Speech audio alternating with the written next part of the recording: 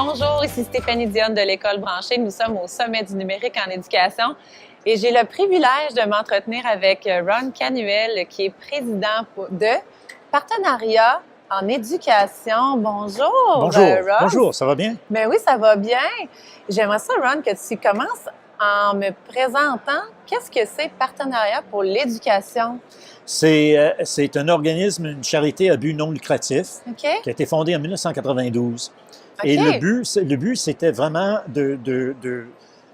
d'essayer d'agir comme une sorte de centre de lieu de rencontre entre le secteur privé, gouvernement et l'éducation. OK. C'est-à-dire ces trois partenaires qui sont, d'après moi, assez primordiaux pour le succès de l'éducation publique à travers le Canada. Ouais. Et en rassemblant quand même les joueurs du secteur privé avec le gouvernement. Alors, ça fait que c'est vraiment assez unique. Pour moi, ce qui est très important, c'est toujours de m'assurer quand même que le secteur privé est à l'écoute des besoins de l'éducation, au lieu de dire à l'éducation qu'est-ce qu'on doit faire. Donc, vous faites des liens entre des entreprises qui ont déjà un rôle ou une mission en lien avec l'éducation, qui sont des fois des organismes à but non lucratif, mais souvent des entreprises privées. C'est exact. Et vous faites des liens avec les milieux de l'éducation. C'est ça. Pour qu'il y ait un arrimage aussi, j'imagine bien. Mais c'est ça. Puis, et on se sert aussi comme une sorte de centre de recherche, qu'on utilise la recherche afin de... On fait la promotion de la recherche parce que ce qu'on retrouve dans le monde de l'éducation, c'est que il y a beaucoup de recherche, mais l'utilisation est très faible. OK. On en parle. Et souvent, on va citer la recherche pour empêcher l'innovation. On a l'occasion quand même de rencontrer les ministres, même les premiers ministres des provinces et tout ça, afin d'avoir des interactions avec eux autres. Des fois, ils vont nous poser les questions, alors qu'est-ce qui se passe ailleurs? Ouais. Et puis, au Canada, ça arrive souvent. Là, j'étais ce matin même un atelier sur le robotique. OK. Alors, avec des jeunes des écoles primaires qui étaient impliqués dans nos programmes. OK. Alors, c'était à voir qu'est-ce qu'ils faisaient et tout ça. Alors, c'est toujours fascinant de voir. C'est fascinant de les voir aller. Ben, hein? ouais. Monsieur Ron Canuel a été aussi connu, ben toi, Ron, tu as été connu comme directeur général de la commission scolaire Eastern Township, donc Eastern Township School Board. C'est ça. Et tu as été un grand innovateur et qui a fait en sorte que il y a eu ce programme répandu à l'échelle de la commission scolaire de un portable pour un élève. Et ça s'est passé dans quelle année? 2003. 2003. Donc, 2003. ça fait 15 ans déjà. 15 ans. 15 ans déjà. Ah, c'est... Ça fait déjà 15 ans, exactement. Et puis, oui, c'est... Puis, qu'est-ce que vous aviez, qu'est-ce que vous souhaitiez atteindre comme objectif quand vous avez décidé d'instaurer ça? Puis là, je dis vous parce que c'est certain que l'implication de tout le monde devait être nécessaire. Définitivement. Qu'est-ce qui est arrivé, c'est qu'en 2001, quand je suis arrivé comme directeur général en 1999, le constat que nous avons fait à ce moment-là avec mon équipe et les commissaires aussi, c'est que on avait une situation, nous étions dans une situation très précaire au point de vue des élèves. On avait un taux de décrochage qui tournait autour de 43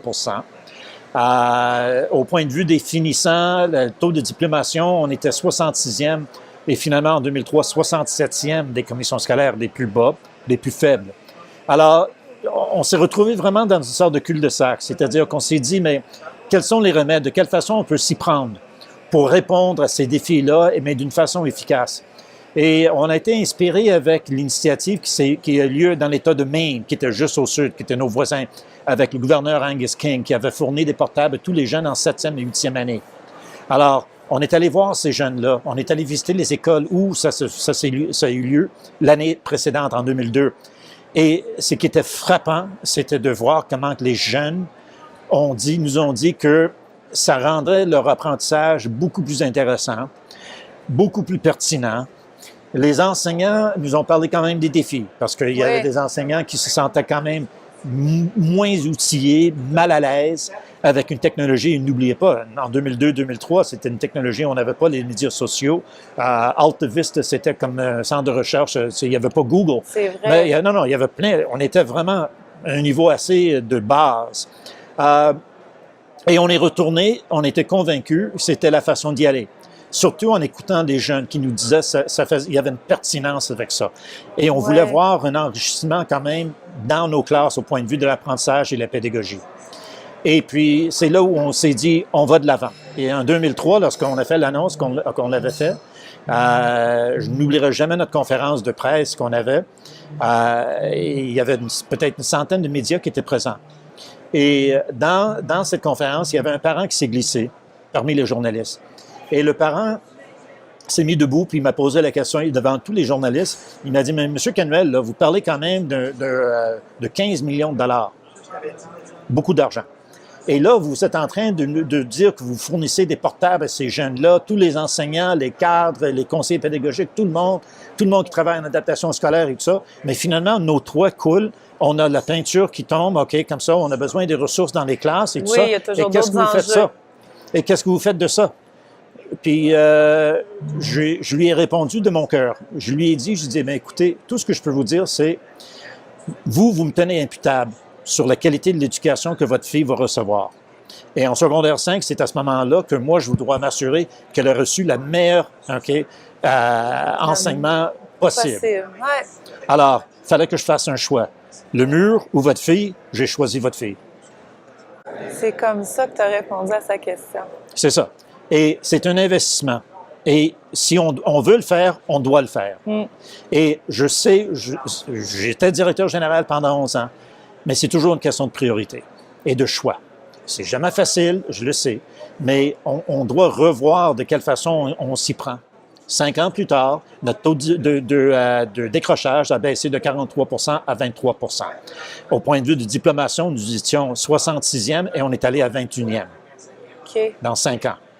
Après ça, on a fait des sondages auprès de tous nos gens, les élèves, y compris les professeurs, parents, cadres, tout le monde dans nos communautés. Qu'est-ce que vous avez pensé de 5 ans après 5 ans?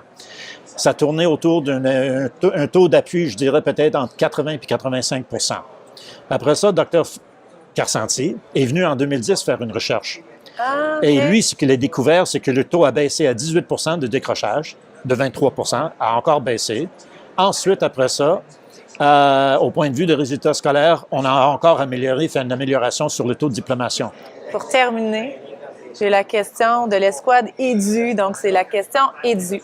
Ouais. Et c'est, quel est ton mot, toi, Ron, qui te permet d'avoir un impact positif sur les autres? Courage. Le courage. Et comment il se met en action, le courage chez Ron? Pas de courage, pas de changement. Et je l'ai dit depuis 15 ans, depuis 2003. Si on n'a pas le courage, on n'aura pas le changement. Merci, Ron. Alors, courage pour faire arriver le changement. Merci. Merci beaucoup. Merci, ça te fait plaisir. Merci.